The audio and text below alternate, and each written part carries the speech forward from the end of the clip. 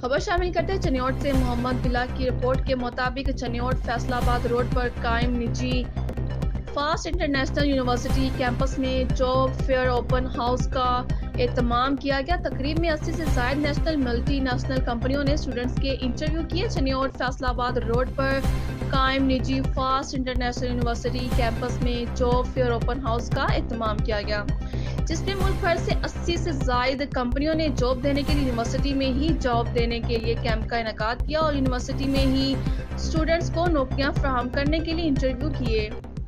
इस हवाले से director FAST university doctor Shahzad का कहना था कि मुल्क की बड़ी यूनिवर्सिटियों में से फास्ट नेशनल यूनिवर्सिटी का नाम जाना जाता है। यही वजह है कि यहाँ से ग्रेजुएशन हासिल करने वाले स्टूडेंट्स मुल्क की बड़ी कंपनियों में अपनी खिदमात सर अंजाम देते हैं। चनियोट जैसे पसमानदा शहर में मुल्क की बड़ी यूनिवर्सिटी का क़याम और तालीमी मयार तालीम को देखते हुए दूसरे बच्चों की तालीमी ज़हन साजी में अहम किरदार अदा करेगी, जिससे बच्चों में तालीमी लगन और शौर पैदा होगा।